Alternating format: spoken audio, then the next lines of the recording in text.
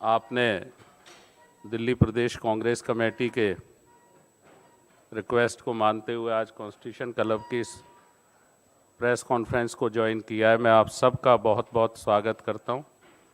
आपके समय निकालने के लिए आपको आभार प्रकट करता हूं। जो आज हमारा मंच है वो आपके सामने है। हमारे प्रदेश कांग्रेस कमेटी दिल्ली के सम्मानित अध्यक्ष और एक लोकप्रिय जनप्रिय ऐसे नेता दिल्ली के जो लगातार जनहित और जनकल्याण के जो भी विषय हैं उनको लेकर दिल्ली की जनता की आवाज़ बनकर संघर्ष कर रहे हैं। माननीय भाई देवेंद्र यादव जी यहाँ हैं।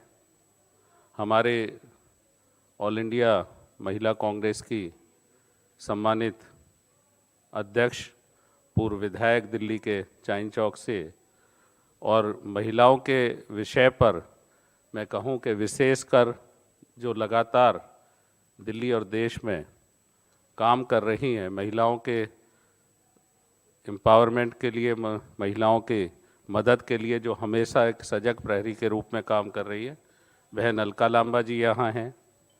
हमारे दिल्ली सरकार के पूर्व मंत्री और एससी विभाग के हमारे ऑल इंडिया कांग्रेस कमेटी के चेयरमैन श्री राजेंद्र पाल गौतम जी, जो विशेष तौर पर एक पिछड़े और दलित समाज की आवाज़ बनकर दिल्ली और देश में लगातार हमारी लीडरशिप के साथ कंधा से कंधा मिलाकर काम कर रहे हैं। श्री राजेंद्र पाल गौतम साहब भी यहाँ हैं। ये इस प्रेस कॉन्फ्रेंस को सभी लोग आपके बीच अपनी बात रखेंगे। आपको जो दिल्ली की जनता की आवाज़ है, जो दर्द और परेशानी पिछले सालों में वो झेल रहे हैं, उसको आपके सम्मुख रखेंगे। और जो विषय पे आप चर्चा कर रहे थे, क्या विषय है? विषय है कि जो पिछले लगभग 12 साल से 2013 में जब कांग्रेस की सरकार यहाँ से गई, श्रीमती शीला दीक्षित के नेतृत्व वाली सरकार, जिसने दिल्ली का ओवरऑल डेवलपमेंट किया था, चाहे दिल्ली के पॉल्यूशन को लेके परेशानी रही, हम जो है पूरी तरह पब्लिक ट्रांसपोर्ट को क्लीन फ्यूल पे लेके आए, बहुत विरोध हुआ, लेकिन आपने देखा कि किस तरह से हमारी सरकार ने, कांग्रेस की सरकार ने, लोगों के उस परेशानी को देखते हुए कि सांस रुक जाती है, उस सांस को निर्विवाद चलती रहे, उसके लिए काम किया। दिल्ली में चाहे मेट्रो का डेवलपमेंट हो, चाहे दूसरा काम हो, सड़कों का रखरखाव हो, उस पर काम किया। साथ ही साथ जो और दिल्ली की परेशानियां रहीं, उन सब पे एक नया चेहरा दिल्ली को दिया था। और आप देख रहे हैं कि जो ये डायस पे जो हमारा जो डिस्प्ले है, जो हमारा ये बोर्ड आपको दिख रहा है, इसमें ये स्पष्टता के साथ कहा गया है कि एक तरफ 2013 तक, 1998 में जब दिल्ली कांग्रेस को मिली, इतने खराब हालात थे, उससे 2013 तक 15 सालों में दिल्ली के आम जनमानस की मानवीय दृष्टिकोण के साथ सेवा अगर किसी पार्टी ने की तो कांग्रेस के सरकार ने की। और दिल्ली को ऐसा चमचमाती दिल्ली, वर्ल्ड लेवल सिटी बनाया जिसको लोग रहते हुए प्राउड फील करते थे। उसके एनवायरनमेंट को भी अच्छा रखा, कई 100% ग्रीन पैड बढ़ाया। और आज फिर से 11-12 साल की दिल्ली को अगर आप देखेंगे तो मैं कहूँगा कि स्वर्ग और नर्क की तुलना हो रही है। तो ये आपके सामने है विषय हमारा। और 30 तारीख का जो कॉरपोरेशन का वोटिंग है, उससे पहले इन सभी विषय पर चर्चा करने के लिए हमारे नेतागण, हमारा पैनल यहाँ आपके सम्मुख है। मैं दलजीत जी आपसे रिक्वेस्ट करूँगा कि सबसे पहले शुरू करें। Thank you. एक छोटा सा खाली की और गारंटी हर वचन निभाने की, दिल्ली को संवारने की। श्रद्धेय शीला जी के नेतृत्व में दिल्ली को स्वर्ग जैसा बनाने में कांग्रेस ने कोई कसर नहीं छोड़ी थी। कांग्रेस सरकार के कार्यकाल में दिल्ली में 65 से अधिक फ्लाईओवर, आरओबी, आरयूबी और 60 से अधिक एफओबी, सबवे बनाए गए। पानी की आपूर्ति 591 एमजीडी से बढ़कर 850 एमजीडी हुई और सीवेज ट्रीटमेंट क्षमता 284 MGD से बढ़कर 545 MGD तक पहुंची। बिजली क्षेत्र में बड़े सुधारों के चलते दिल्ली में बिजली कटौती लगभग खत्म हो गई और डिस्ट्रीब्यूशन लॉस 60% से घटकर 17% रह गया।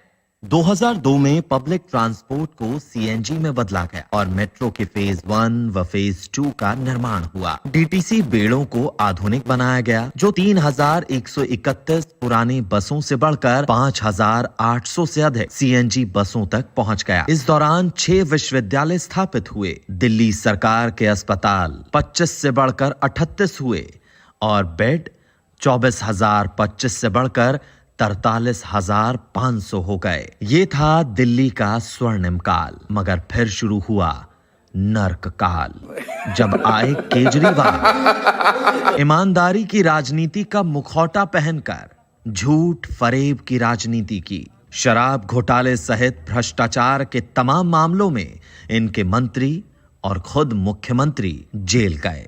दिल्ली की सरकार जेल से चली। मंदिर, मस्जिद, गुरुद्वारे हों या बच्चों के स्कूल, हर जगह दारू के ठेके खोल दिए गए। एक पर एक मुफ्त शराब मिलने लगी। दिल्ली बर्बाद होती गई। हवा खराब, यमुना मैली, इंफ्रास्ट्रक्चर ध्वस्त हो गया।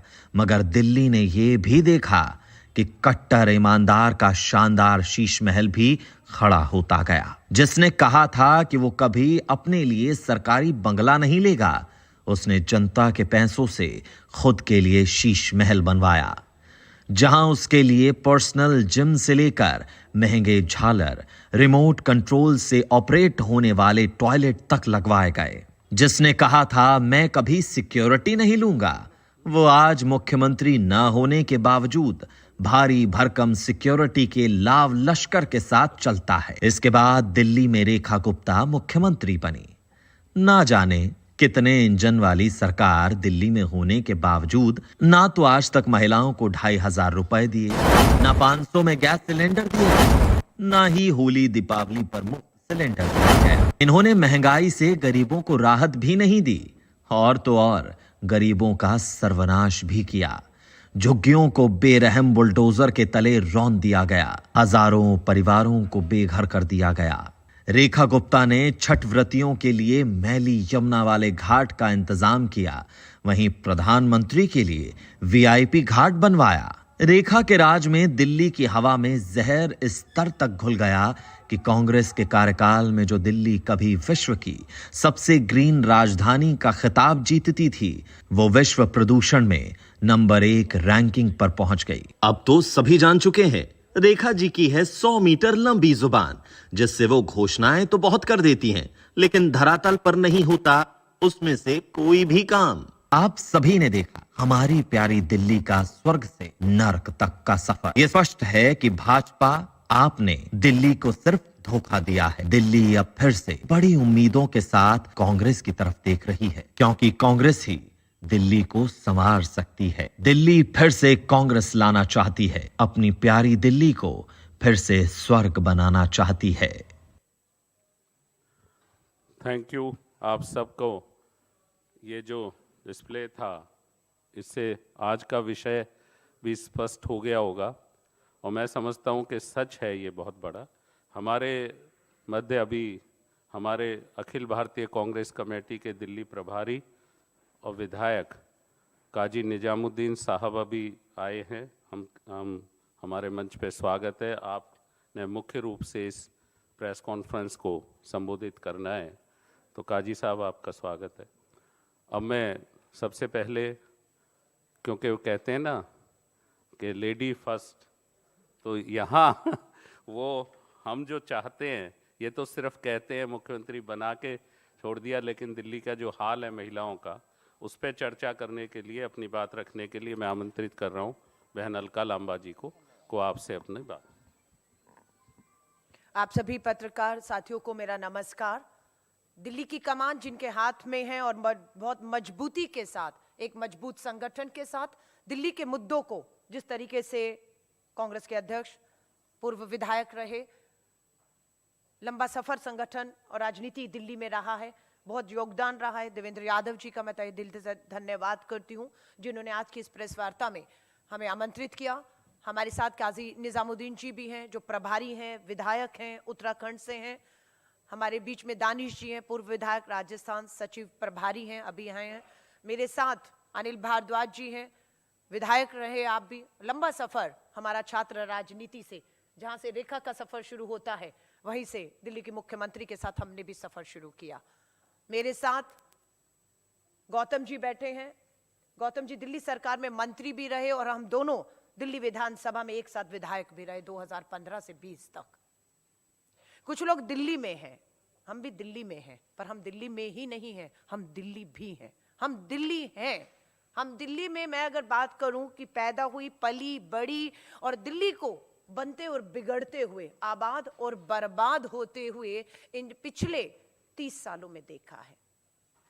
शीला दीक्षित जी के कार्यकाल से अगर हमने शुरुआत की कि दिल्ली स्वर्ग से नर्क की तरफ बढ़ रही है और हम इसे मूक दर्शक बनकर बैठते हुए नहीं देखेंगे, ये फैसला दिल्ली के अध्यक्ष ने किया है और हम इनके साथ खड़े हैं।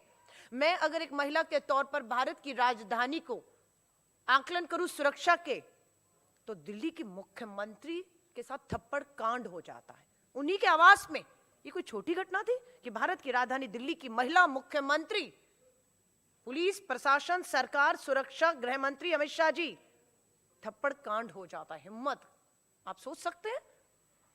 और उसके बाद आप बाहर निकलिए। आज अभी 4 घंटे पहले की खबर है, 65 साल की महिला, उम्र क्या है, 65 साल की महिला, बलात्कार की कोशिश की उसके साथ। राजधानी दिल्ली है। 4 घंटे पहले अमित शाह जी, रेखा जी 65 साल की महिला के साथ जबरदस्ती की गई और उसको, उसकी मौत, उसकी हत्या कर दी गई। झाड़ियों में लाश मिल रही है उसकी। यहां पर क्या आप बोलना चाहेंगे, हम इनसे पूछना चाहते हैं। और ये मामला आदर्श नगर का है, भारत की राजधानी दिल्ली का ही है।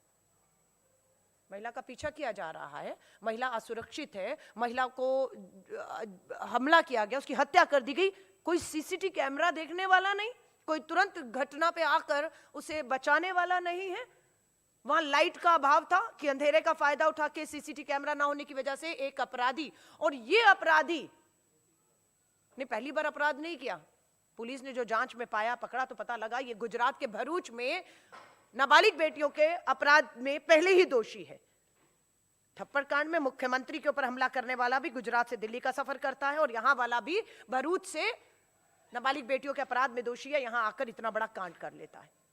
अगर इस बात को कहूं तो अभी 4 घंटे पहले की यह घटना हमने पढ़ी है, तो 2 घंटे पहले दिल्ली के ही द्वारका में एक कार में एक लाश मिली है, गला घोट के हत्या एक महिला की कर दी गई है। सरेआम कार के अंदर हत्या हो रही है, लाश मिल रही है और दिल्ली सुरक्षित है। यहां से आकलन करना बनता है कि दिल्ली बिल्कुल भी, जिम्मेदारी के साथ कह रही हूं, दुख भी होता है जब अमेरिका में एडवाइजरी जारी की जाती है कि भारत की राजधानी दिल्ली सुरक्षित नहीं है। एडवाइजरी होती है कि आप भारत जाएं, राजधानी दिल्ली जाएं, तो महिलाएं अपनी सुरक्षा, एम्बेसी उनको सतर्क करती है। इससे ज्यादा शर्मनाक बात हमारे लिए, भारत के लिए, भारत की राजधानी दिल्ली के लिए क्या हो सकती है। और मैं बहुत से महिला अध्यक्ष हूँ, बहुत से लोगों से मिलती हूँ, खासतौर से जो हमारी विदेशी हमारे पर्यटन महिलाएं हैं, वो जब दिल्ली में घूमती है तो अपने आप को बहुत असुरक्षित महसूस करती है और अपने साथ हुए अनुभवों को भी वो शेयर करती हैं कि किस तरह से उनसे छेड़खानी करने की कोशिश की गई है और उसके सबूत मांगे जाते हैं, लेकिन सीसीटीवी कैमरा में उसके सबूत नहीं मिलते हैं। ये सुरक्षा की बात है। अमित शाह जी का भाषण चलाना चाहिए था। दिवाली आएगी तो 500 रुपए का सिलेंडर, दिवाली गई, होली गई, ये लालच, ये धोखा, ये झूठ। और फिर अमित शाह जी कहेंगे वो तो चुनावी जुमले होते हैं, बोल दिया था, देना थोड़ी ना होता था। तो इसको इतने हल्के में दिल्ली की महिलाएं नहीं लेंगी। दिल्ली की महिला सड़कों पर उतरी हुई हैं और मजबूती से उतरेंगी। और अमित शाह जी अब किसी और का नहीं, दिल्ली के मुख्यमंत्री और गृह मंत्री आपके किए गए वायदों का ही घेराव करेंगी कि कहां है वो 2500 रुपया जो आपने वायदा किया था, कहां है। 8 मार्च प्रधानमंत्री नरेंद्र मोदी जी ने कहा था, 8 मार्च अंतर्राष्ट्रीय महिला दिवस वाले दिन 2500 रुपया आएगा। आप इतनी आसानी से धोखा देकर बचकर निकल नहीं सकते हैं। दिल्ली अपराध की राजधानी है। हवाओं की बात करें तो चीफ जस्टिस ऑफ इंडिया 1 घंटे घूमने के लिए निकलते हैं और बयान देते हैं कि 1 घंटा वो बाहर इस जहरीली हवा में घूमे और उनकी तबीयत खराब हो गई। मुख्य न्यायाधीश कीजिए कुछ। कीजिए कुछ। ये राजधानी दिल्ली हर बार गैस चैम्बर बनती है, हर बार लोग अदालतों की तरफ जाते हैं। एक मासूम बच्चे का वीडियो बिल्कुल दिल दहलाने वाला है कि वो दिल्ली आया और दिल्ली आने के बाद जो है वो बिल्कुल दिल्ली में बीमार पड़ जाता है और एम्स में वो बच्चा ऑपरेशन सर्जरियों से गुजर रहा है। ये बच्चे का दोषी अपराधी कोई और नहीं, दिल्ली की भाजपा सरकार, केंद्र शासित सरकार, ये है इस बच्चे की अपराधी है। कटघरे में आप भी खड़े होंगे। हवाएं अगर जहरीली हैं तो अब तो कोई बहाना नहीं है, अब तो कोई बहाना नहीं है। अब 4 टायर डबल इंजन की सरकार कहते थे, अब केंद्र में सरकार भाजपा की, एलजी भाजपा का, मुख्यमंत्री भाजपा का, एमसीडी में भाजपा, पूरी तरह से अब बहानेबाजियां नहीं होनी चाहिए।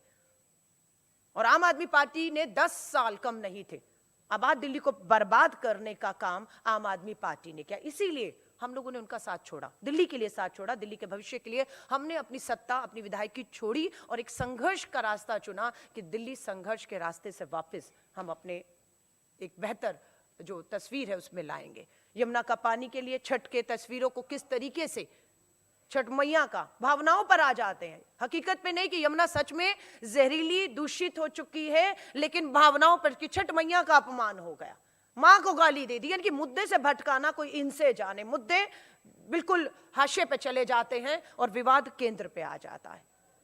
डॉक्टर के पास जाओ, कहते हवा पानी बदल दीजिए। हवा पानी बदलने के लिए दिल्ली बदलनी पड़ेगी और दिल्ली बदलनी पड़ेगी, दिल्ली छोड़ेंगे नहीं। दिल्ली को बदलने का फैसला एक बार फिर से हम सब ने मिलकर किया है और मैं बिल्कुल कहूंगी दोनों अपराधी हैं, दोनों दोषी हैं। 10 साल आम आदमी पार्टी को मिले और उसके बाद आज जो है भाजपा की सरकार मजबूत स्थिर सरकार है, लेकिन ईमानदारी नहीं दिख रही है। रेखा जी के साथ मैंने दिल्ली विश्वविद्यालय से एक लंबा सफर तय किया। मुझे लगा अनुभव की उन्हें कमी है कि पहली बार विधायक बनी, पहली बार ही मोदी जी ने निपटाना होता है, बड़े बड़े को भाजपा ने शाने, तो पहली बार के विधायक को लाई और सारा वो बाहर ही नहीं निपटाने का काम करते, वो भाजपा के भीतर भी जहां उनको कोई चुनौती मिलती है उन्हें निपटाने का काम करते हैं। पहली बार के विधायक अनुभव है नहीं है, सदन में कभी पहले बैठे या नहीं बैठे हैं। हम भी जब पहली बार विधायक बने तो 1 साल हमें सदनों में किस तरीके से सवाल लगते हैं, किस तरह से जवाब आते हैं, किस तरीके से कानून बनते हैं और किस तरीके से प्रशासन की जवाबदेही सरकार जनता के प्रति तय करती है, ये समझने में हमें लगा है। लेकिन हमारे पास समर्थन, सपोर्ट नहीं था। रेखा जी के पास सब कुछ है, लेकिन मैं वो देख रही हूं जिस तरीके से वो सिर्फ बयानबाजी, बहुत खूबसूरत तस्वीर, लंबी जुबान है सिर्फ कि मेरे मंत्रियों को मैंने कहा रोज कूड़े के ढेर के सामने जाइए और कूड़े के ढेर को कहिए तुझे तो जाना होगा, तुझे तो जाना होगा, और वही काम हो रहा है। कूड़े का ढेर ऐसा नहीं जाएगा कि तुझे जाना होगा। यमुना की सफाई के हमने दृश्य, जैसी सरकार बनी अगले 2 दिन में सारे मंत्री, यमुना में मशीनें आ गई हैं, नई टेक्नोलॉजी आ गई है, यमुना की सफाई हो रही है। वो पहले 15 दिन शपथ के बाद के ड्रामे शुरू हो गए थे, धोखा देना। आज कहां है? कितनी साफ हुई, कितनी इंच साफ हुई? हमने देखा किस तरह से पूजा, छठ मैया की पूजा में प्रधानमंत्री मोदी जी को आना था, तो इसलिए यमुना को भी बांट दिया गया। हवा दूषित, पानी जहरीला, आपकी अपराध की राजधानी बन चुकी है। ये धोखे वाली सरकार है। इस धोखे वाली सरकार को पूरा देवेंद्र यादव जी आपके साथ, कांग्रेस का एक एक कार्यकर्ता पूरी ताकत के साथ खड़ा हुआ है। मैं इस बात को महसूस करती हूँ देवेंद्र जी, हम लोग, मैं वैसी एक चर्चा आपसे कर रही हूँ, हम लोग अभी इंदिरा भवन में केसी वेणुगोपाल जी ने 14 तारीख को जो रामलीला मैदान में वोट चोरी को लेकर देश भर का एक बहुत बड़ा आंदोलन हो रहा है, देश के लाखों लोग आ रहे हैं, उसमें दिल्ली पर भी हमारी चर्चा हुई और इसकी तारीफ हुई कि दिल्ली प्रदेश कांग्रेस आपकी अध्यक्षता में बिल्कुल दिल्ली के मुद्दों को मजबूती से उठा रही है। लेकिन फिर हुआ, बज नहीं है, माहौल नहीं बन रहा है।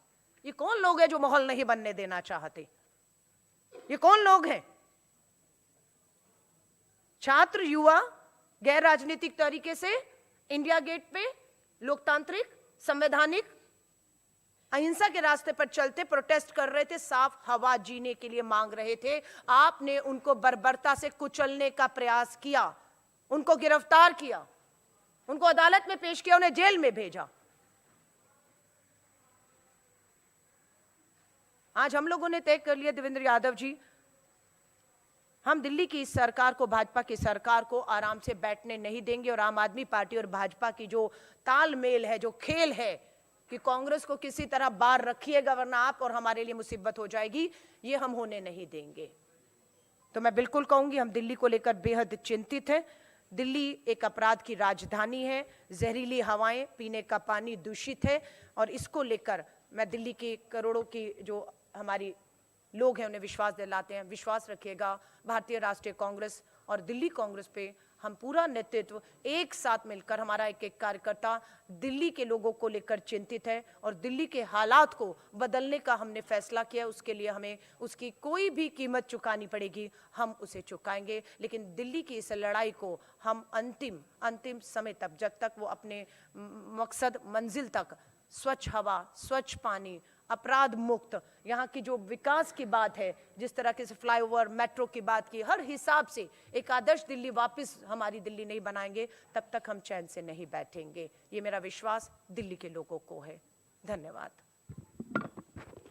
थैंक यू बहन अलका जी, आपने बड़ी विस्तार से महिलाओं के साथ साथ दिल्ली के और भी विषय को छुआ और अपनी बात रखी। अब मैं श्री राजेंद्र पाल गौतम जी से विनम्र निवेदन कर रहा हूं, जो हमारे एससी विभाग के ऑल इंडिया के चेयरमैन हैं और दिल्ली में पूर्व मंत्री हैं, कि वो प्रेस से अपनी बात रखें।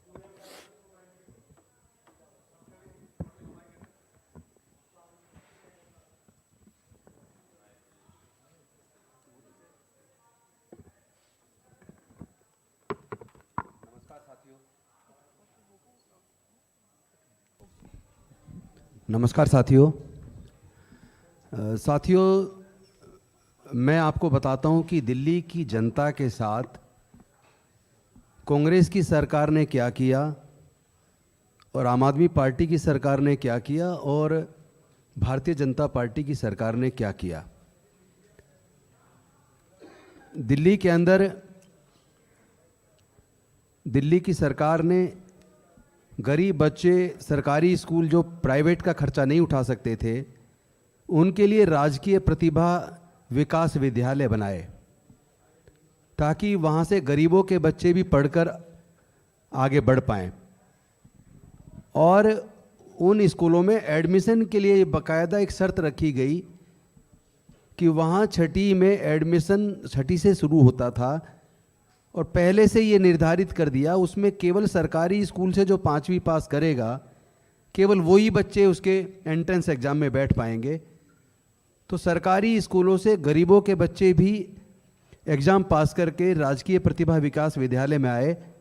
और आप रिकॉर्ड उठा के देख लीजिए, इंजीनियरिंग, मेडिकल, मैनेजमेंट, लॉ, उन तमाम प्रोफेशनल कोर्सेज़ में प्रतिभा विकास विद्यालय दिल्ली सरकार के कांग्रेस के बनाए हुए उन स्कूलों से बच्चे निकलकर doctor, engineer, scientist, professor, advocates, जजेस बने। लेकिन आम आदमी पार्टी की सरकार ने उन स्कूलों का केवल नाम परिवर्तित किया। उन स्कूलों का नाम जो doctor Ambedkar school of excellence किया और एक बहुत बड़ा जो घोटाला उन्होंने उसमें कर दिया कि पहले केवल सरकारी स्कूल के बच्चे उस स्कूलों में एंट्रेंस दे के आ सकते थे, उसके अंदर उन्होंने प्राइवेट स्कूलों के बच्चों के लिए भी 50% सीट पर उनके लिए भी उन्होंने एंट्री खोल दी। अब आप बताइए, जो बच्चा प्राइवेट स्कूल से पढ़ रहा है और एक बच्चा गरीब सरकारी से पढ़ रहा है, तो दोनों बच्चे जब वहाँ एंट्रेंस एग्ज़ाम देंगे तो वहाँ क्या सरकारी स्कूल के बच्चे आ पाएंगे या फिर प्राइवेट के आ पाएंगे।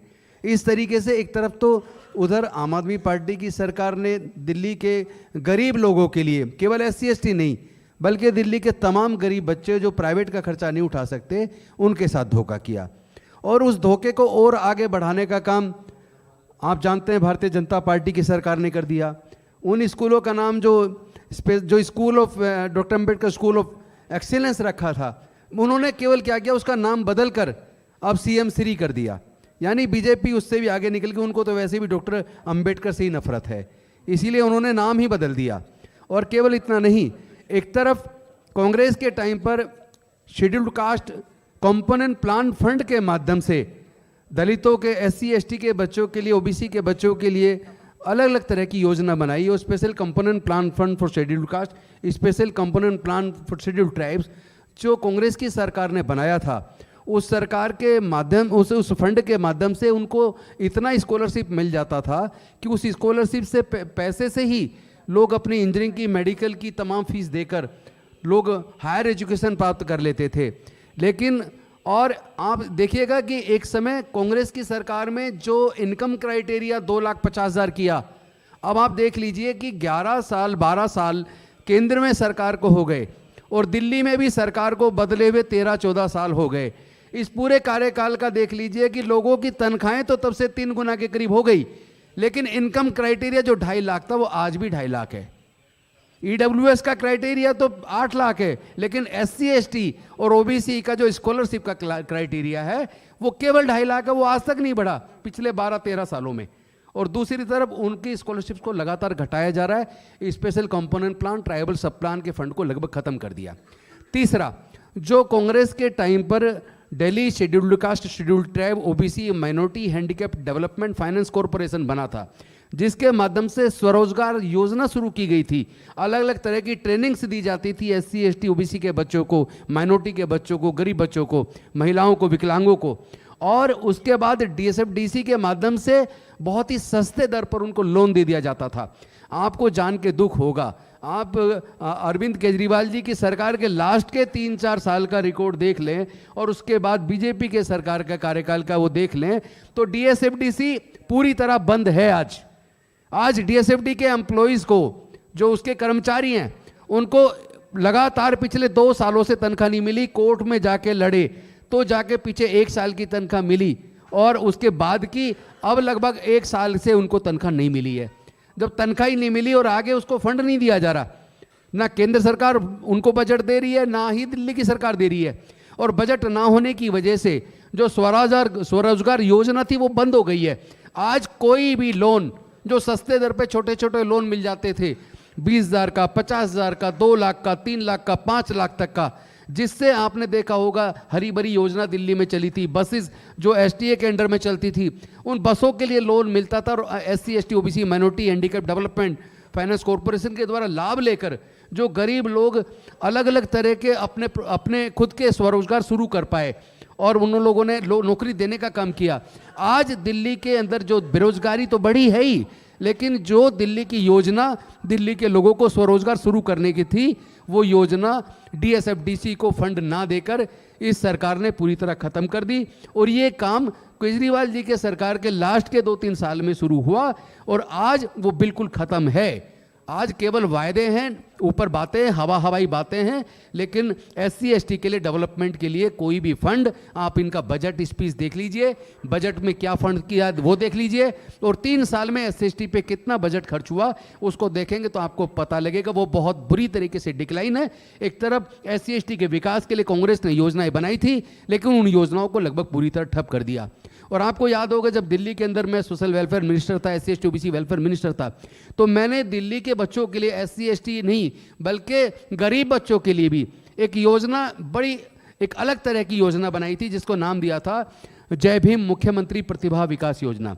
उस योजना के माध्यम से न केवल SC ST के बल्कि किसी भी जाति के बच्चे जिनके परिवार की इनकम 8 लाख तक है, ऐसे 15,000 दिल्ली के बच्चों को सिविल सर्विसेज की कोचिंग, इंजीनियरिंग की कोचिंग, मेडिकल की कोचिंग, लॉ की कोचिंग, रेलवेज, बैंकिंग, पुलिस और तमाम तरह की जो कॉम्पिटिटिव एग्जाम्स हैं उसकी कोचिंग के लिए व्यवस्था की थी।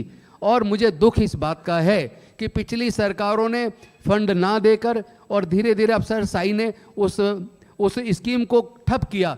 लेकिन बीजेपी ने आने के बाद तो एक तो होना ये चाहिए था कि उसकी स्कीम में सुधार करते, अधिकारियों को उसके लिए बाध्य करते कि वो स्कीम को अच्छे से लागू करें। और सपोज करो स्कीम बनी, आपको लगता है उसमें कोई और सुधार की जरूरत है तो वो कर देनी चाहिए थी। लेकिन बीजेपी की सरकार ने जय भीम मुख्यमंत्री प्रतिभा विकास योजना को पूरी तरीके से बंद कर दिया है। आज कोई योजना बच्चों के लिए कोचिंग के लिए है। उन्होंने घोषणा की थी हम 15,000 रुपये साल कोचिंग के लिए देंगे। मैं पूछना चाहता हूँ 15,000 में कौन सी कोचिंग हो जाएगी भाई? आप सब लोग बताइए, पत्रकार बंधु बताइए, पूरे देश के लोगों के सामने मैं ये रखना चाहता हूं 15,000 रुपए में देश में कौन सी कोचिंग है जिस कोचिंग को लेके डॉक्टर, इंजीनियर, साइंटिस्ट, प्रोफेसर या लॉ की डिग्री या कोई मैनेजमेंट की डिग्री, बी आर्किटेक्ट की डिग्री, कौन सी डिग्री की कोचिंग है जो 15,000 रुपए में हो जाएगी? ऐसा कौन सा कोर्स है जो 1 महीने के अंदर हो जाएगा? तो ये पूरी तरीके से जितनी भी योजनाएं इन वर्गों के लिए, विकास के लिए बनाई गई थी। और मुझे दुख है कि ये कांग्रेस के टाइम पे बनी, आज खत्म हो रही हैं। दिल्ली के अंदर कम से कम 45 जे कॉलोनीज हैं जिनके पास जो लोग झुग्गियों में रहते थे, मेजोरिटी में उसमें SC, ST, OBC माइनॉरिटी के लोग रहते थे। एक दिल्ली की वो कांग्रेस की सरकार थी जिसने उन गरीब लोगों को उनकी झोपड़ियों से निकालकर उनको 22-22 गज के प्लॉट देकर प्लॉट का मालिक बनाया, मकान उनका बनवाया, उनके लिए आगे बढ़ने की व्यवस्था की। एक आज की बीजेपी की सरकार है जिसने उनके मकानों को तोड़ दिया है, उनको लैंडलेस कर दिया, घर से बेघर कर दिया। तो ऐसे हालात में आप देखिए, वो लोग जो केवल फर्जी दावे करते हैं, उनके दावों में और उनके बोलने के क्रियान्वयन में कितना बड़ा अंतर है, इस बात को दिल्ली के लोगों को समझना पड़ेगा। अब धीरे धीरे दिल्ली के लोग कांग्रेस के टाइम को याद कर रहे हैं और मुझे लगता है कि दिल्ली के लोगों को तय करना पड़ेगा। उनको झूठे वायदे करने वाले, झूठे सपने दिखाने वाले, भ्रष्टाचार खत्म करके लोकपाल लाकर काला धन वापस लाने की बात करने वाले आज कहाँ हैं, और जिन लोगों ने कहा कम बोला ज़्यादा, आज वो कहाँ हैं। और ये भी समझना पड़ेगा कि हमें निष्पक्ष रूप से, कोई भी केवल पार्टी की बात नहीं, निष्पक्ष रूप से जो जनता के लिए काम करे उनके साथ हमें खड़ा होना चाहिए। और मेरी पत्रकार बंधुओं से भी निवेदन है, मीडिया से निवेदन है, कम से कम जो सच है उसको लोगों को दिखाइए, सच सामने आना चाहिए। अदरवाइज एक सरकार जनता के अधिकारों का हनन करती जा रही है, डेमोक्रेसी को पूरी तरह वीकेंड करती जा रही है, इलेक्शन कमीशन सहित तमाम संवैधानिक संस्थाओं पर कब्जा कर लिया है, और उसके बाद आपकी चुप्पी कहीं ना कहीं देश के प्रजातंत्र और संविधान को खत्म कर देगी। Thank you very much. Thank you. Shri Rajendra Pal Gautam ji ने गरीब की बात रखी, उस गरीब आम आवाम। एक बात और छोटी सी मेरी रह गई, मैं आपको बता दूं, दिल्ली की सरकार ने एजुकेशन को इंडस्ट्री बना दिया है, और ये इसका सीधा उदाहरण है। मैं आपको बताता हूँ, NLU national law university Dwarka के अंदर दिल्ली सरकार की है, और उसके अंदर 5 साल की लॉ की डिग्री है। उस डिग्री को करने से पहले 3-4 लाख रुपए कोचिंग पे खर्च करना पड़ता है, और उसके बाद अगर आपका बच्चा क्वालिफाई करता है, 1 साल की फीस 3,71,000 रुपये है। उसमें हॉस्टल का खर्चा, खाने का खर्चा, किताबों का खर्चा, ट्रांसपोर्ट का खर्चा शामिल नहीं है। अगर उस खर्चे को जोड़ लिया जाए तो कम से कम 5 लाख रुपया 1 साल के अंदर खर्च होता है। NLU का 5 साल की लॉ की BA LLB की डिग्री, टोटल खर्चा मिनिमम 5 साल का 25 lakh plus 3 lakh entrance exam की कोचिंग, यानी 28 लाख। केवल SC ST छोड़िए, जनरल कैटेगरी के भी कितने % लोग हैं जो 28 लाख खर्च करके अपने बच्चे की एक लॉ में एडमिशन, लॉ की डिग्री करवा सकते हैं। दूसरी बात, दिल्ली टेक्नोलॉजिकल यूनिवर्सिटी, ये डाटा मैं आपको पूरा डाटा उपलब्ध करा दूंगा, NLU का भी, DTU का भी, और Netaji Subhash university of technology का भी, IP यूनिवर्सिटी का भी, तमाम दिल्ली सरकार की यूनिवर्सिटी के अंदर। अब आप ये देखिए, यहाँ एक इंजीनियरिंग की 4 साल की डिग्री करने के लिए कोचिंग से अलग, हॉस्टल के खर्चे से अलग, बाकी तमाम खर्चे से अलग, केवल फीस 11,52,000 रुपये 4 साल की डिग्री है। यानी लगभग 3 लाख रुपया 1 साल का इंजीनियरिंग का खर्च है। एंट्रेंस की कोचिंग का खर्चा 3 लाख अलग है, और इसके बाद हॉस्टल का खर्चा सालाना, उनके खाने का खर्चा, बाकी सारे खर्चे जोड़ें तो एक बच्चे को कम से कम 20 लाख रुपया चाहिए, तब वो दिल्ली की सरकार के इंजीनियरिंग कॉलेज से इंजीनियरिंग कर सकता है। तो ये मैं इसलिए कह रहा हूं कि दिल्ली की सरकार ने दिल्ली के engineering college, management college, law college पूरी तरीके से इसको इंडस्ट्री में तब्दील कर दिया है, जबकि ये कोई कमाई का साधन नहीं होना चाहिए था। सरकार को जनता के बच्चों की पढ़ाई का खर्चा दिल्ली की सरकार को उठाना चाहिए था। Thank you. Thank you Gautam ji. आपने दिल्ली के गरीब बच्चों की जो परेशानी है, और विशेषकर हायर एजुकेशन के लिए, उन गरीब बच्चों के लिए इस प्रेस कॉन्फ्रेंस में अपनी जिम्मेदारी से बात रखी।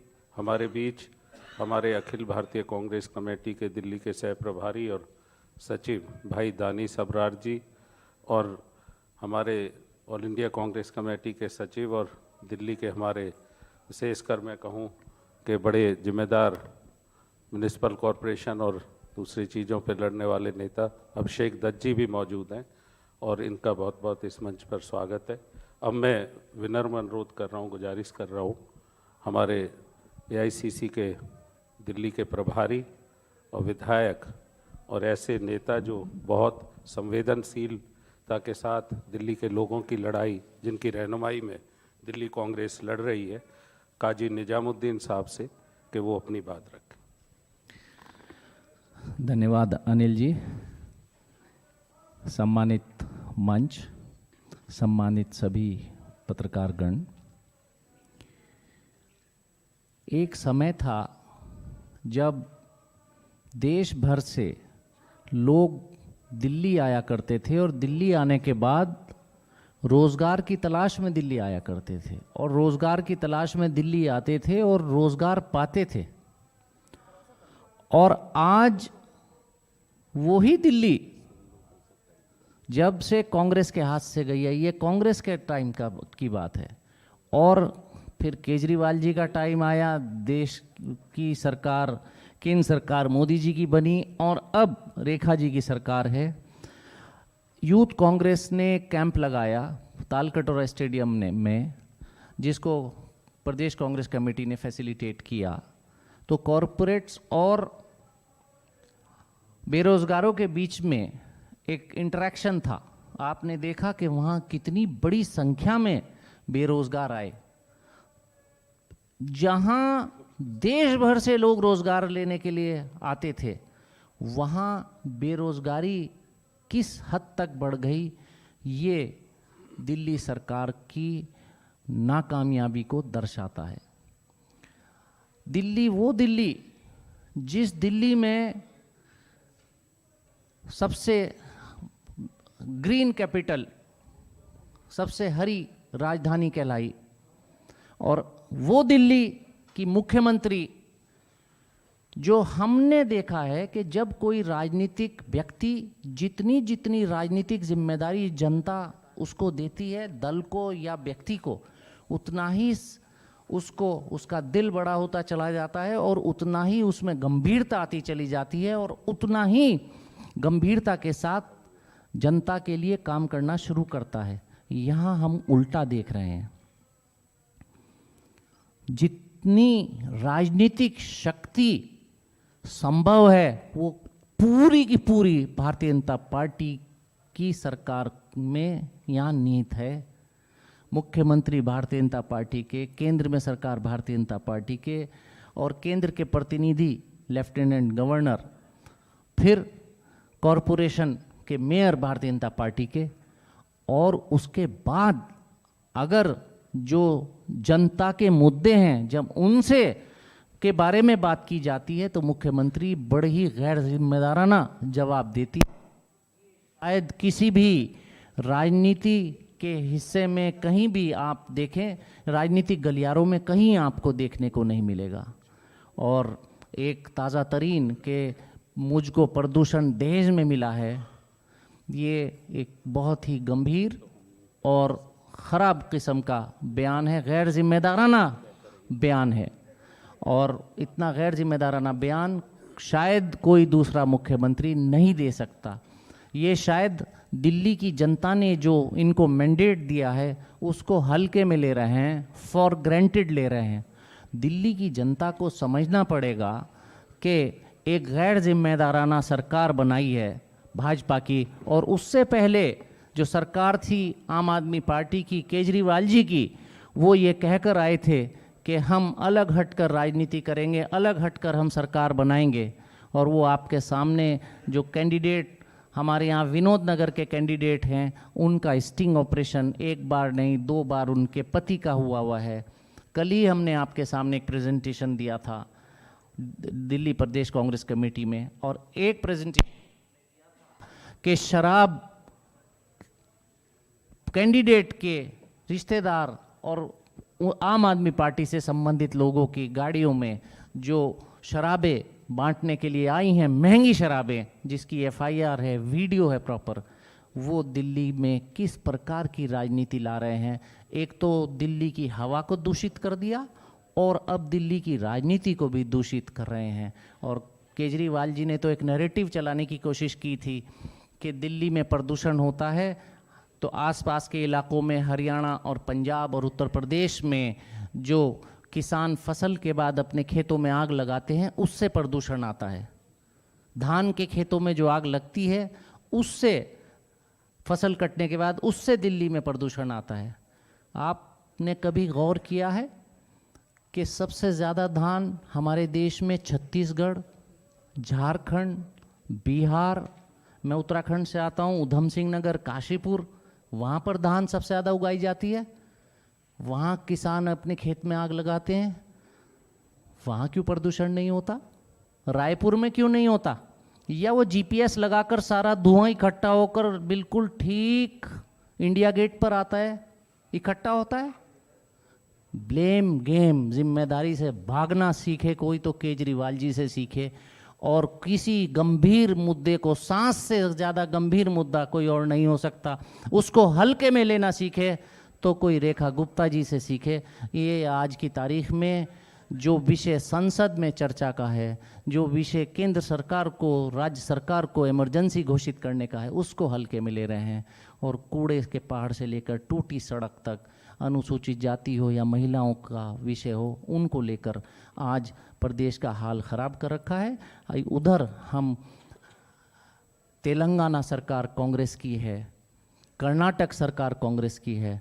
जनता से जो वादे किए थे, सभी वादों पर हमारी सरकार खरी उतर रही है। पूर्ववर्ती राजस्थान की सरकार हो या छत्तीसगढ़ की सरकार कांग्रेस की रही हो, तो जो वादे कांग्रेस पार्टी ने वहाँ चुनावी मैनिफेस्टो में चुनाव के दौरान जनता से किए, वो कांग्रेस पार्टी की सरकारें पूरा करती हैं और करती रही हैं। राहुल गांधी जी के नेतृत्व में, खड़गे साहब के नेतृत्व में कांग्रेस पार्टी एक जिम्मेदार राजनीतिक दल के रूप में जनता के बीच में जो बात कहती है, उस बात को पूरा करती है। लेकिन भारतीय जनता पार्टी चाहे 15 लाख से शुरू हो जाइए खातों में आने, काला धन से शुरू हो जाइए, 2 करोड़ रोजगार सालाना से शुरू हो जाइए, कोई सी भी बात से शुरू, महंगाई से शुरू हो जाइए, रुपए और डॉलर की वैल्यू को देख लीजिए, काला धन स्विस बैंक से लाने की बात को देखिए, महंगाई कम करने की बात को देखिए।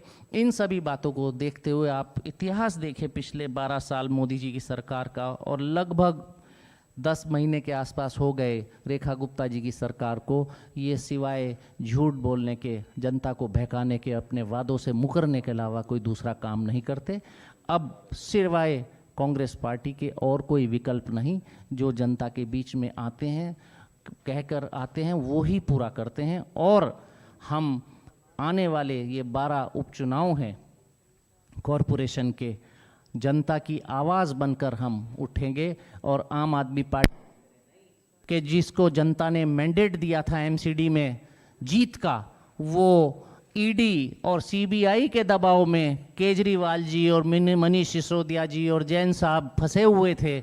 उनकी नस दबा रखी है भारतीय जनता पार्टी की केंद्र सरकार ने। उस दबाव में मैदान छोड़कर बीजेपी की थाली में उन्होंने जीत परोस दी। कांग्रेस पार्टी कम सही लेकिन अपने कम मेंबर्स के साथ हम लोग चुनाव में खड़े रहे, अड़े रहे। कांग्रेस पार्टी मोदी जी की सरकार का भी सामना करेगी, रेखा गुप्ता जी की भी सरकार का सामना करेगी, और कोई भी जो जनहित के विषय होंगे उनको, जनता के विषयों को उजागर करने का और पब्लिक डोमेन में लाने का काम करेगी। चाहे हम किसी सदन में हों या किसी सदन में ना हो, हम जनता की आवाज़ बनकर जनता के बीच में रहेंगे। हमारी पार्टी का प्रदेश का संगठन देवेंद्र यादव जी के नेतृत्व में, महिलाओं का संगठन अलका लांबा जी के नेतृत्व में और राजेंद्र पाल गौतम जी के नेतृत्व में, चाहे अभिषेक जी हों, चाहे दानिश जी, हम सब आवाज़ उठाते रहेंगे। और हम उम्मीद करते हैं कि ये एमसीडी के जो चुनाव हैं, इसमें जनता समझेगी कि भाजपा और आम आदमी पार्टी दोनों जनता को छल रहे हैं, झूठ बोल रहे हैं, और एक ही विकल्प है, कांग्रेस। धन्यवाद। जय हिंद। बहुत शुक्रिया जनाब काजी निजामुद्दीन साहब का, जिन्होंने दिल्ली के उस नौजवान बेरोजगार से लेकर अपनी बात शुरू की कि किस तरह से 800,000 किलोमीटर से दूर से आने वाले नौजवान को दिल्ली में अपने सपनों में रंग भरने का मौका मिलता था, रोजगार मिलता था, अपने कार्य क्षमता के अनुसार दिल्ली में रोजी रोटी कमा पाता था। लेकिन आज इन सरकारों के नाकामी की वजह से 45 साल की सबसे बड़ी बेरोजगारी से दिल्ली का नौजवान त्रस्त और परस्त है। साथ ही साथ पॉल्यूशन और दूसरे मुद्दों पर उन्होंने अपनी बात रखी।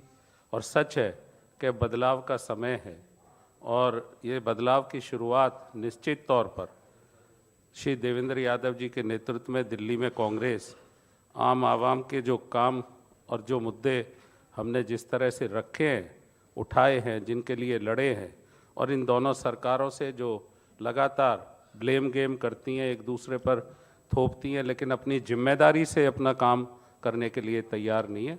तो बदलाव यहीं से शुरू होगा, इसी कॉरपोरेशन के चुनावों से शुरू होगा, और उस बदलाव के नायक के रूप में श्री देवेंद्र यादव जी हैं। उनसे मैं अनुरोध करूंगा कि आज इस संवाददाता सम्मेलन में दिल्ली की बात और दिल्ली के लोगों की बात मजबूती से रखें।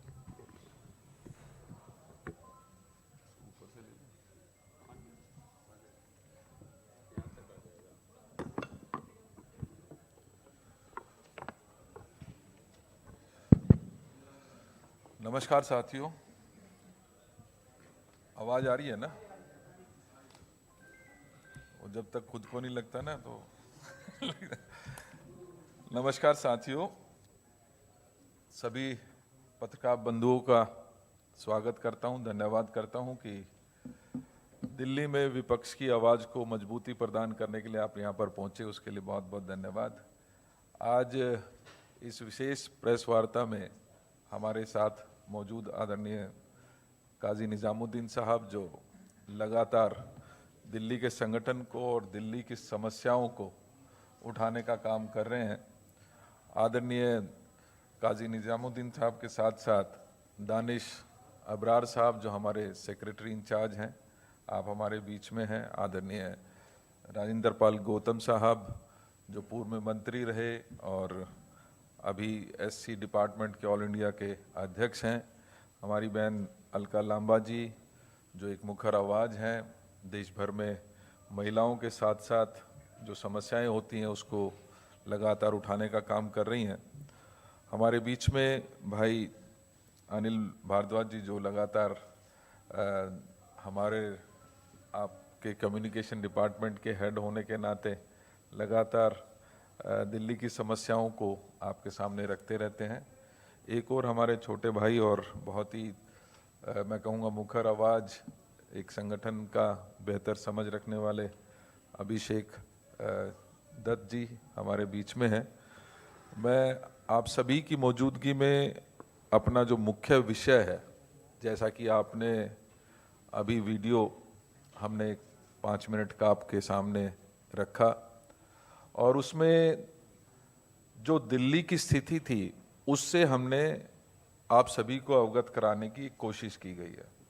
और ये एक कहीं ना कहीं कंपैरिजन हम समझ सकते हैं, क्योंकि ये दिल्ली जो कांग्रेस के 15 साल के राज में आदरणीय शीला दीक्षित जी के नेतृत्व में जो सरकार चली, उसमें कहीं ना कहीं अपनी एक अलग पहचान बनाने में तो कामयाब हुई थी, लेकिन साथ के साथ इस दिल्ली को एक वर्ल्ड क्लास सिटी के रूप में पहचान दिलाने का काम कांग्रेस ने उस समय किया। और लोग निश्चित ही उस समय क्योंकि आज हम जो बात कर रहे हैं उसमें हमने कहा है कि हेवन टू हेल, और हेवन क्या होता है? हेवन वही होता है कि एक वर्ल्ड क्लास सिटी हो जिसमें सभी का ध्यान रखा जाए, चाहे वो सोशल एस्पेक्ट्स हों, चाहे वो डेवलपमेंटल इश्यूज हों, इंफ्रास्ट्रक्चर हो, या एनवायरनमेंट के लिहाज से भी अगर मैं बात करूं कि ये वही दिल्ली है जो एक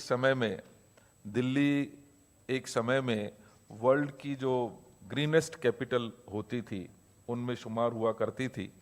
लेकिन उसी हेवन से हेल का जो ये रास्ता पिछले 12 साल में हुआ, जिसमें मैं स्पष्ट कहना चाहता हूं कि आम आदमी पार्टी तो जिम्मेदार है ही है, लेकिन बराबर की जिम्मेदार भारतीय जनता पार्टी भी है, क्योंकि इस 12 साल के दौरान जहां केंद्र में भारतीय जनता पार्टी की सरकार रही, जहां कॉरपोरेशन में लगातार भारतीय जनता पार्टी बनी रही, वहीं आम आदमी पार्टी, जिसको एक सुंदर दिल्ली मिली थी, जिसको एक अच्छे इंफ्रास्ट्रक्चर के साथ दिल्ली मिली थी, जिसको एक ग्रीन दिल्ली मिली थी, जिसको एक ऐसी दिल्ली मिली थी जिसमें सबको बराबरी का हक मिलता था, सोशल सिक्योरिटी के ऊपर एक अच्छा खासा अमाउंट खर्च किया जाता था, जिसके बारे में अभी आदरणीय राजेंद्र पाल गौतम जी ने भी बहुत सारी बातें रखी कि किस तरीके से हमने दिल्ली को बनाने का काम किया, लेकिन पिछले 12 वर्षों में लगातार दिल्ली की हालत बद से बदतर होती चली गई।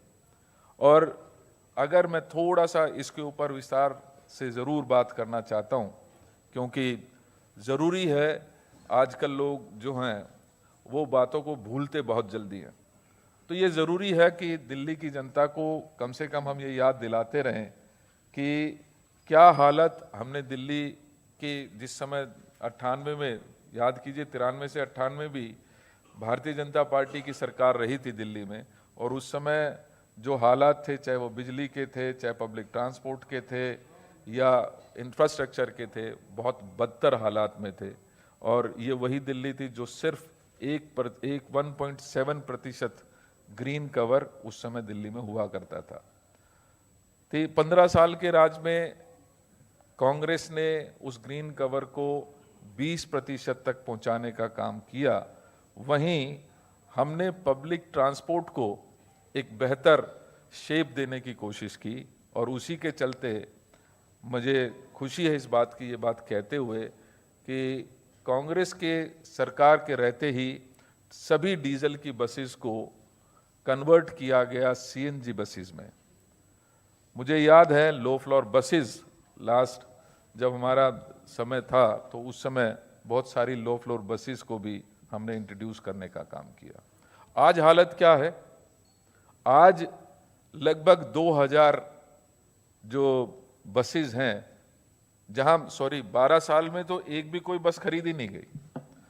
आज जब भारतीय जनता पार्टी सरकार में है तो पिछले 10 महीने में इनकी उपलब्धि यह है कि 2000 डीटीसी की बसेस को रोड से हटा लिया गया। आपको याद कीजिए, कांग्रेस की सरकार हुआ करती थी तो मेट्रो की शुरुआत की गई।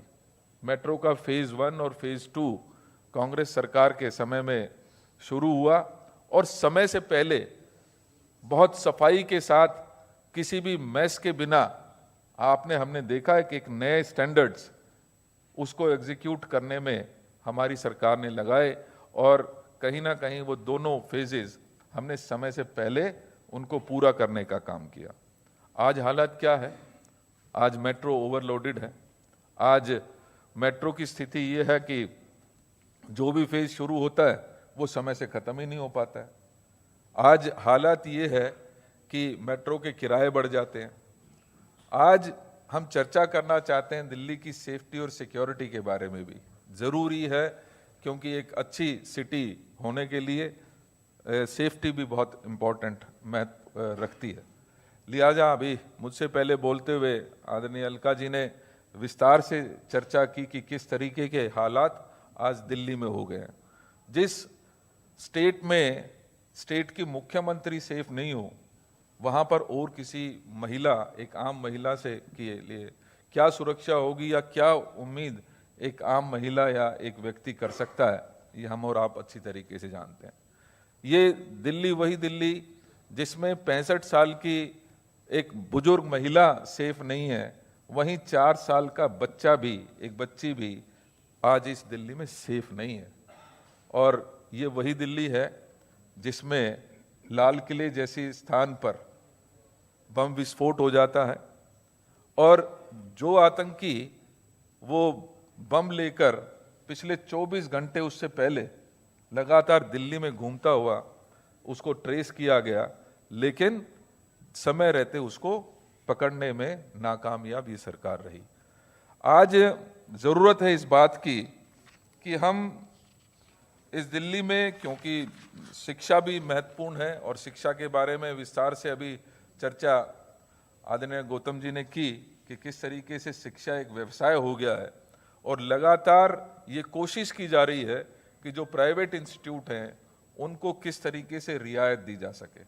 और उसका जीता जागता उदाहरण फीस वृद्धि का जो कानून लेकर आए, वो पूरी तरीके से आपने देखा कि किस तरीके से पेरेंट्स जो हैं सड़कों पर उतरे, उस फीस वृद्धि कानून को पूरी तरीके से प्राइवेट स्कूल्स के अधीन कर दिया गया।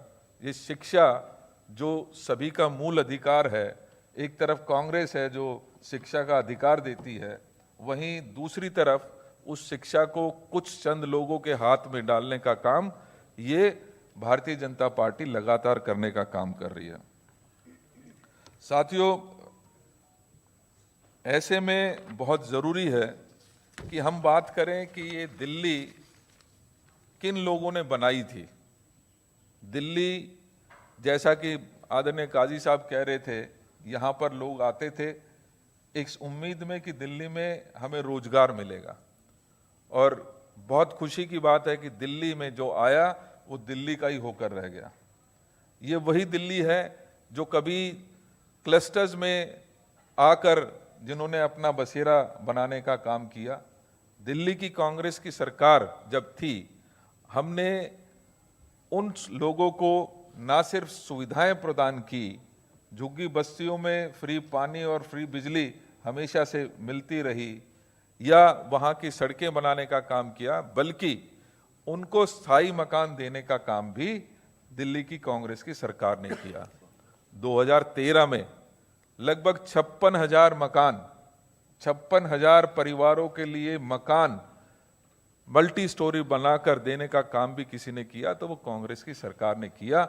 लेकिन हालात ये हैं कि एक हेवन की तरफ जाती हुई एक अच्छे कैपिटल के रूप में उभरने वाली दिल्ली का केजरीवाल जी और रेखा जी ने हालात ये कर दिए कि वो 56,000 मकान जो किसी के घर के ऊपर एक पक्की छत दे सकते थे, उसको सेफ्टी और सिक्योरिटी प्रदान कर सकते थे, वही मकान आज जर्जर कर टूट गए हैं।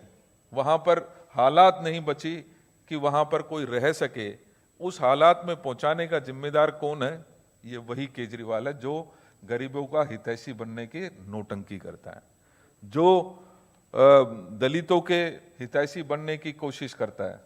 आपने अभी सुना कि किस तरीके से उन्होंने जो चाहे स्कॉलरशिप हो, चाहे अन्य चीज़ें हैं, उनके ऊपर लगातार कटौती करने का काम किया।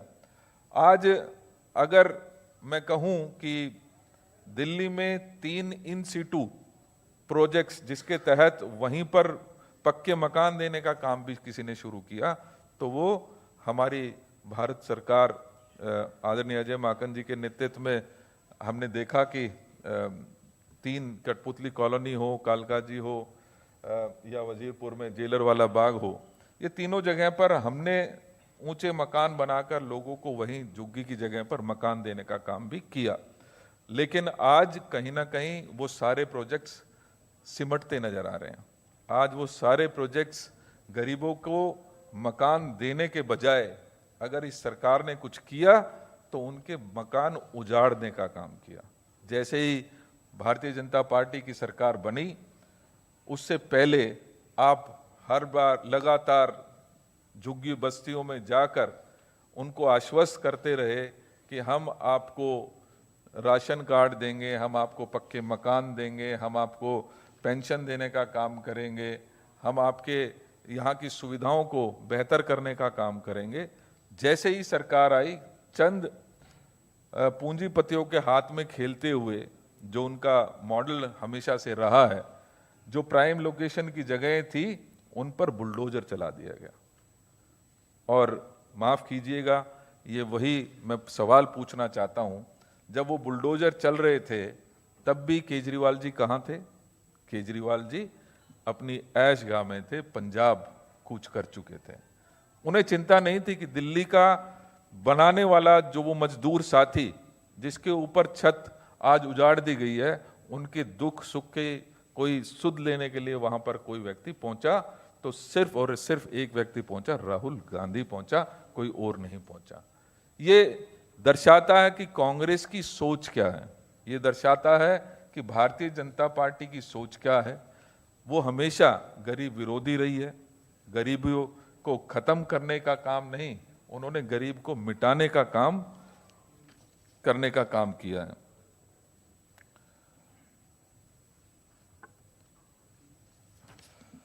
इसके साथ साथ मैं ये बात अधूरी रहेगी, क्योंकि आज जिस तरीके से वातावरण की स्थिति है, हम सब अभी चर्चा कर रहे थे कि Delhi greenest capital of world के रूप में पहचान जिसने बनाई, आज हालात ये हैं कि लगातार AQI का जो सूचकांक है वो 400 के पार लगातार चल रहा है, और उसको सिर्फ अगर कंट्रोल करने की कोई कोशिश हो रही है तो ये कोशिश हो रही है कि उस डेटा को मैनिपुलेट कैसे करें।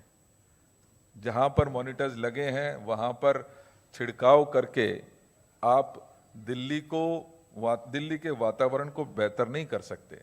आपको समय रहते यदि चर्चा करते, पड़ोसी राज्यों से चर्चा करते, आप ग्रैब 2 ग्रैब 3 समय रहते लगाते तो शायद ये स्थिति नहीं बनती। आप यमुना की सफाई की बात करते हैं, यमुना की सफाई के हालात आपके और हमारे सबके सामने हैं। किस तरीके से एक नया मॉडल लाकर VIP लोगों के लिए अलग घाट और आम जनता के लिए वही गंदी यमुना या छोटे छोटे पिट्स बनाकर उनमें पानी भरने का काम अगर किसी ने किया तो इस सरकार ने किया। मैं आप सबसे यही कहना चाहता हूं कि ये आज इस बात की चिंता भी बहुत ज़रूरी है कि अकेले दिल्ली में लगभग 17,188 मौत सिर्फ और सिर्फ पोल्यूशन की वजह से होती हैं हर साल। ये मेरा डाटा नहीं है, ये institute for health matrix evaluation IHME का डेटा है, और उसके अनुसार 17,188 मौतें हर साल दिल्ली में सिर्फ और सिर्फ पोल्यूशन की वजह से होती हैं। आप ड्रामा तो करते हैं कि आपने पटाखे बैन को रुकवाने का, ग्रीन पटाखे की बात करते हैं। आप को सोचना पड़ेगा कि दिल्ली को अगर बेहतर बनाना है तो दिल्ली के ग्रीन कवर को बढ़ाना पड़ेगा। इस सरकार ने अगर कुछ किया है तो सबसे पहले पेड़ों के काटने की परमिशन देने का काम किया। ये वो दिल्ली जिसको जरूरत है एक ग्रीन लंग्स की, वहीं अगर दिल्ली में नई दिल्ली रेलवे स्टेशन के रीडेवलपमेंट के लिए 887 पेड़ काटने की परमिशन भारतीय जनता पार्टी ने दी। मौलाना आजाद रोड नई बिल्डिंग में 476 पेड़ काटने की मंजूरी दिल्ली की सरकार ने दी। नेताजी नगर में 501 पेड़ काटने की मंजूरी किसने दी? भारतीय जनता पार्टी की सरकार ने दी। तो आपको ये सोचना पड़ेगा कि आप दिल्ली को किस ओर लेकर जा रहे हैं। आज जरूरी है कि हमारे जो वातावरण को, जो बहुत महत्वपूर्ण एक मुद्दा है, सभी के लिए बहुत महत्वपूर्ण है, और विशेष रूप से मैं कहूँगा कि 90% जो जनता है उसके लिए बहुत ज़्यादा दिक्कतें आज के वातावरण की वजह से हो रही हैं। हम जो पैसे वाले लोग हैं, जो एफ्लुएंट लोग हैं, जो रिसोर्सेज वाले लोग हैं, वो तो एयर प्यूरिफायर्स अपने घर में लगाकर काम चला सकते हैं, लेकिन वो झुग्गी वाला व्यक्ति, वो उसकी हालत क्या होगी, उसके बच्चों की हालत क्या होगी, हम और आप वो उसको इमेजिन शायद नहीं कर सकते। लेकिन सच्चाई यही है कि इस सरकार को अपने कर्मचारियों की चिंता तो है। ग्रैब 3 लगाने के बाद 50% हाजिरी की बात तो की आपने, लेकिन जो स्कूल में जाने वाले बच्चों के बारे में आपने छुट्टी तक घोषित नहीं की। आपने सिर्फ प्राइमरी स्कूल के बच्चों की चिंता करते हुए उनको छुट्टी दी, लेकिन सीनियर सेकेंडरी और सेकेंडरी स्कूल के बच्चों की छुट्टी अनाउंस करना आपने ठीक नहीं समझा। मैं स्वास्थ्य सेवाओं की बात करूं, उसके लिए भी आप सब जानते हैं, अभी हमने वीडियो में भी बड़े विस्तार से बताया किस तरीके से समयबद्ध तरीके से हमने जो इंफ्रास्ट्रक्चर था उसको बेहतर किया, हॉस्पिटल्स नए बनाए, हमने बेड्स नए ऐड करने का काम किया। आपने कुछ किया तो जो हमारी सरकारी डिस्पेंसरीज पहले थी उनका नाम आम मोहल्ला क्लिनिक के रूप में आम आदमी पार्टी ने किया, और आज आरोग्य मंदिर के नाम पर पुनः एक बार उनका नाम बदलने का काम तो भारतीय जनता पार्टी बेहतर कर सकती है, ये हम सब अच्छी तरीके से जानते हैं।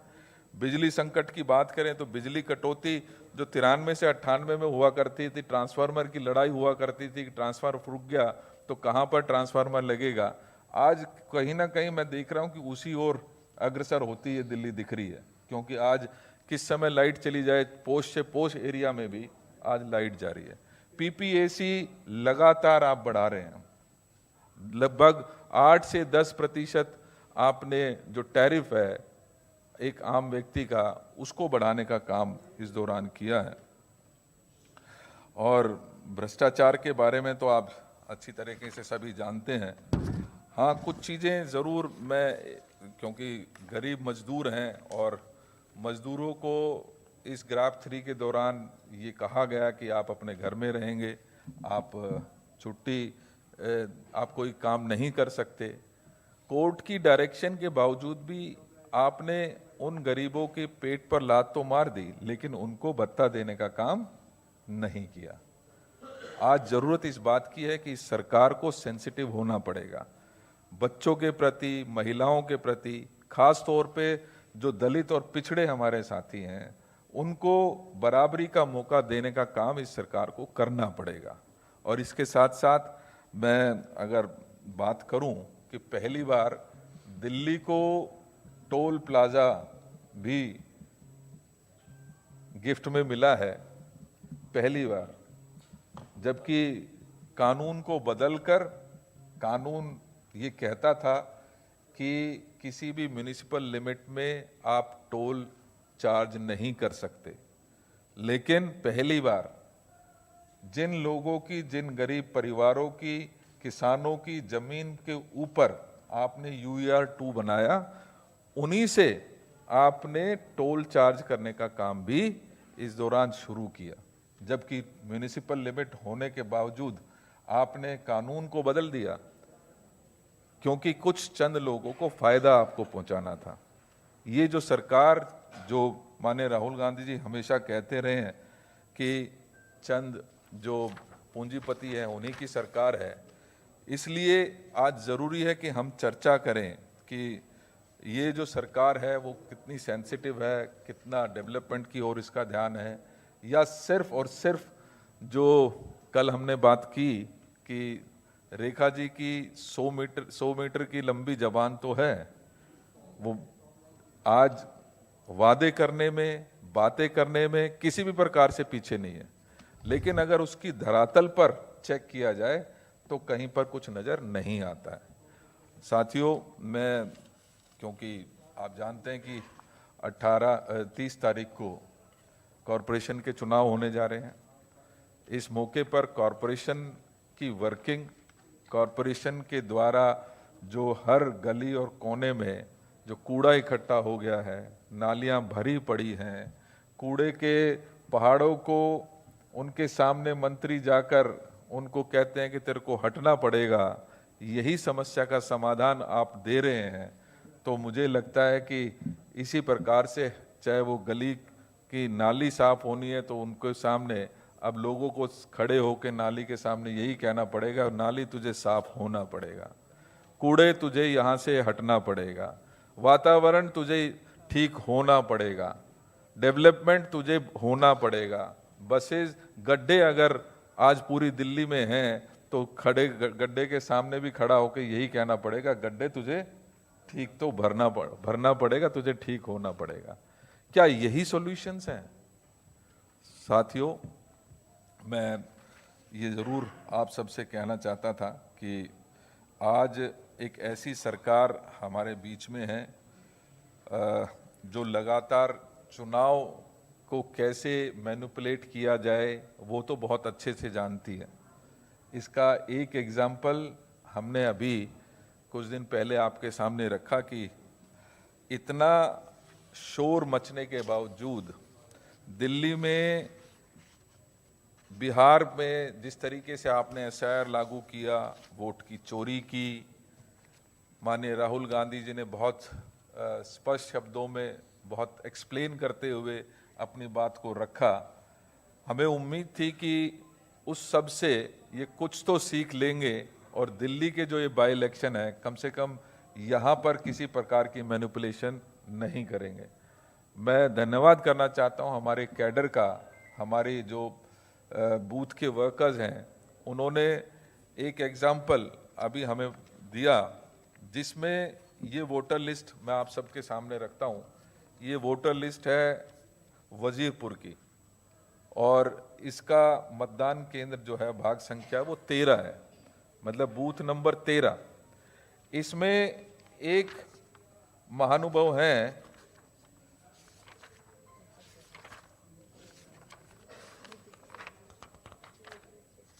जिनका चेहरा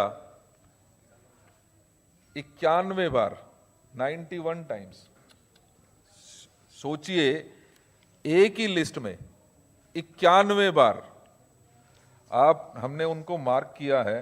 1 2 3 4 5 6 7 8 9 10 11 12 13 14 15 16 17 18 19 20 21 22 23 24 25 26 27 28 29 30 31 32 33 एक ही चेहरा। ये लगभग ये पूरी गिनती आपके सामने रख रहा हूं मैं, 91 टाइम्स है। एक ही photo with different names with different address, लेकिन 91 बार रिपीट हो रहा है। इसका मतलब सीधा है ये वोटर लिस्ट जिसमें लगभग 1000 वोटर्स हैं, उसमें से 90 लोगों को तो कम से कम उनके वोट का अधिकार छीना जा रहा है इसके द्वारा। क्योंकि अगर मेरा नाम, मैं अपना नाम बताता हूं और वोट उस पे बूथ पे जाता हूं और मेरा फोटो मैच नहीं करेगा तो मुझे वोट का अधिकार मुझसे छीन लिया जाएगा। छीन लिया जाएगा कि नहीं लिया जाएगा? हालत ये है कि 91 बार इसको बार बार रिपीट किया जा रहा है एक ही वोटर लिस्ट में, भाग संख्या 13 वजीरपुर की। और साफ साफ ये बात समझ में आती है, ये वो क्षेत्र है जहां पर हमारे मजदूर भाई रहते हैं, जहां पर हमारे दलित भाई रहते हैं। इंडस्ट्रियल एरिया में का बूथ है, उसके अंदर ये 91 बार। सीधा सीधा फायदा किसको है? सबको मालूम है कि दलित वोट, गरीब व्यक्ति इस भारतीय जनता पार्टी को वोट नहीं देता। 91 बार अगर एक ही व्यक्ति का फोटो ऐसी जगह पर आता है तो सीधा सीधा मतलब है कि 90 लोगों को उनके वोट के अधिकार से छीना जा रहा है। और ये सिर्फ एक लिस्ट है, ऐसी अनेकों लिस्ट है। हालत ये है कि तमाम कोशिशों और मेहनत के बावजूद, लोगों को प्रताड़ित करने के बावजूद आप सिर्फ चुनाव लड़ने की मशीन तक रह गए हैं। आज हम ये आपसे अपील भी करना चाहते हैं कि इनका उचित जवाब देने की जरूरत है। हमने इलेक्शन कमीशन को इसके बारे में अवगत कराया। दिल्ली इलेक्शन कमीशन ने हमें कहा कि वोट बनाने का जिम्मेदारी ईसीआई की है। हमने ईसीआई को भी मार्क किया था, लेकिन ईसीआई की तरफ से कोई जवाब नहीं आया। ऐसे स्थिति में हम ये इंश्योर करेंगे कि कम से कम जो हमारे ये लोग वोटर्स हैं, हम इनको ज़रूर वोट डलवाएं। लेकिन ये एक तरह की चोरी है और इस तरीके की अनेकों अनेक चोरियां ये सरकार लगातार कर रही है। ऐसे समय में मैं आपके माध्यम से दिल्ली की जनता से भी ये अपील करना चाहता हूं कि ये जो 30 तारीख को बाई इलेक्शन है, इससे सरकार तो नहीं बदलेगी, ये बात तो तय है। क्योंकि कॉरपोरेशन में जितने नंबर चाहिए उतने नंबर भारतीय जनता पार्टी के पास हैं। लेकिन इस सोती सरकार को अगर आपको जगाना है, ये वोट चोरी के खिलाफ अगर आप वोट करेंगे तो निश्चित ही एक पूरा बड़ा मैसेज आप ना सिर्फ दिल्ली में बल्कि देश में वोट चोरी और इनके जो दलित विरोधी विशेष रूप से और महिला विरोधी जो सरकार है उसको आईना दिखाने का काम जरूर आप इस एक वोट की चोट से कर सकते हैं। बहुत बहुत धन्यवाद।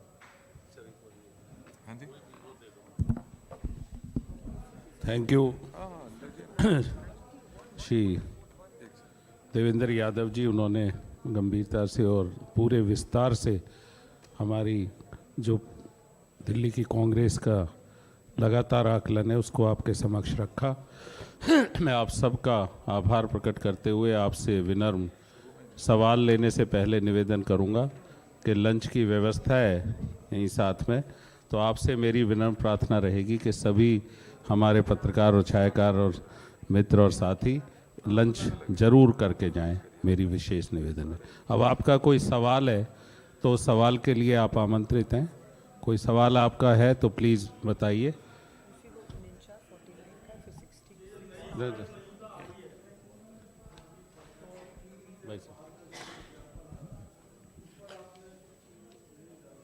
क्या क्या एक बार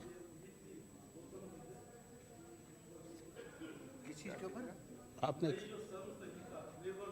लेबर कानून जो 4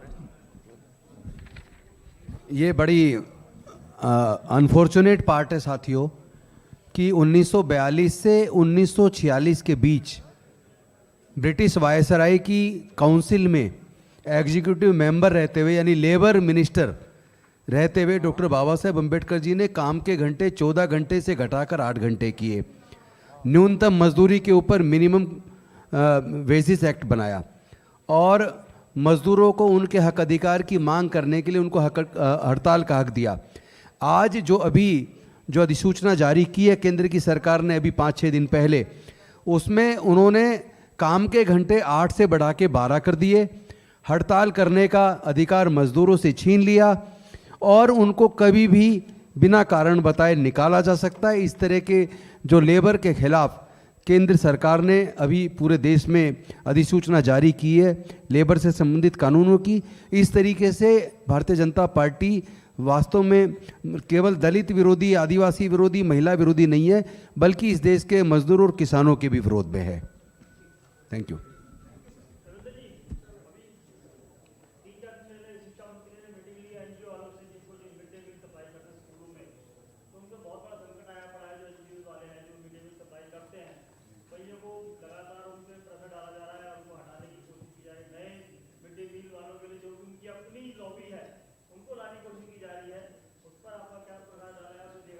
नहीं, आपने बिल्कुल सही कहा कि मकसद सिर्फ ये है कि सभी जो लोग एग्जिस्टिंग सिस्टम में काम करने वाले हैं, अगर आपको कोई शिकायत है तो उसके बारे में आप उससे क्वेश्चन करिए, आप उसको नोटिस दीजिए।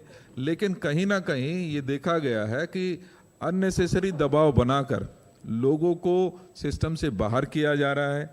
कुछ चंद लोगों को जो इनके समर्थक हैं उनको उसमें घुसाने की कोशिश की जा रही है। ये एक ऐसा ही प्रयास है और हम इसकी निंदा भी करेंगे और इसका विरोध भी करेंगे।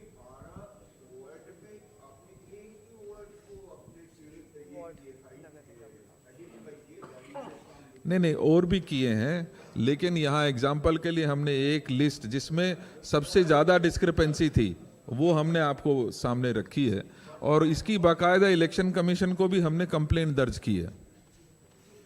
Thank you. रिक्वेस्ट है कि खाना के लिए आप आमंत्रित। Thank you.